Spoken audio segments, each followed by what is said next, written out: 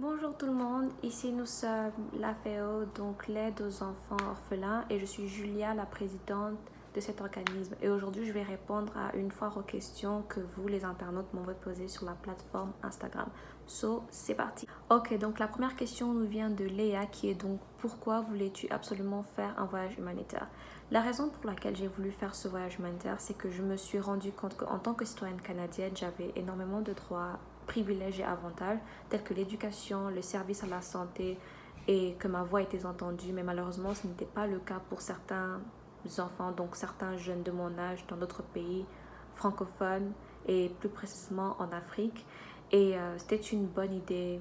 J'ai pris cette idée que moi et mon équipe devront faire ce voyage, donc aller sur le terrain, pouvoir examiner les problèmes que certains habitants pouvaient avoir et ensuite de le filmer et de vous raconter mon expérience pour vous donner aussi cette envie de vouloir faire un voyage humanitaire. Donc la deuxième question nous vient de Lucas qui est donc dans quelle ville t'es-tu rendu et pourquoi ce choix?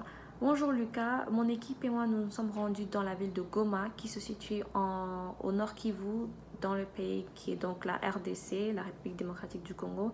Et pourquoi ce choix? J'estime avoir fait ce choix tout d'abord à cause de la francophonie de la ville qui allait vraiment faciliter l'accès pour communiquer avec les habitants, mais aussi d'autre part car c'est un pays avec beaucoup de conflits socio-économiques et politiques. Et il n'y a même pas récemment, donc même pas quelques semaines, il y a eu donc des catastrophes naturelles dues à l'éruption du volcan. Et se situe en Goma, donc le volcan de Nyiragongo. Et j'estimais que c'était un bon choix d'aller apporter des aides aux plus démunis. Ok, donc la troisième question est posée par Joyce qui est donc quelle aide humanitaire as-tu pourvu à cette communauté? Très bonne question. Donc nous avions un plan que nous avons par la suite réalisé qui était d'abord d'arranger les routes. Donc les routes ont été vraiment endommagées par les conflits, les guerres, mais aussi par l'éruption volcanique qui s'est passée à Goma. Et nous avons pour vraiment but d'améliorer ces routes, donc construire de nouvelles routes, permettre aux voitures et aux citoyens de pouvoir calmement circuler dans la ville. Et deuxièmement, c'était d'apporter des fournitures et des manuels pour permettre aux enfants d'aller à l'école parce que évidemment qu'il y a des écoles dans la ville de Goma, mais beaucoup plus par apporter le support qu'il faut pour apprendre, donc à travers les livres, les fournitures et tout ça. Et troisièmement, c'était de construire ou peut-être d'améliorer l'endroit où les habitants allaient pour avoir des aides médicaux. Donc, c'était la pharmacie. Pendant cette foire aux questions, beaucoup d'entre vous ont été nombreux à me demander cette question et c'est de savoir comment j'ai financé donc mon voyage avec mon équipe à Goma. Et il y avait des questions comme est-ce que j'ai eu un budget, comment j'ai fait pour avoir ce budget, est-ce que j'ai commencé par lever des fonds et je lui ai répondu à cette question. Ça, tout était bien auparavant, il y a peut-être 1 an et demi et j'ai commencé petit à petit à garder de l'argent de côté, donc mettre de l'argent de côté dans une cagnotte. Et l'idée d'avoir des partenaires, donc Jessica, Daniel et Victoire et Claudie, donc mes 4 partenaires, on a rassemblé de l'argent.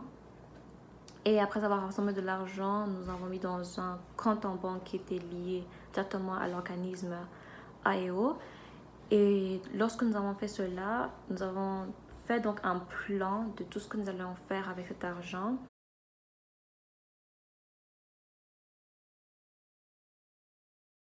En soi, comment est-ce que cette mission a pu impacter les habitants, mais aussi nous les participants? Premièrement, parce que j'ai choisi quand même un pays qui a beaucoup de bagages de trauma, car dans l'histoire, il a pu se passer que des étrangers ont pu venir au Congo, mais avec des raisons perverses, et ce n'était pas le cas de mon association, ni de mes partenaires, ni de moi-même.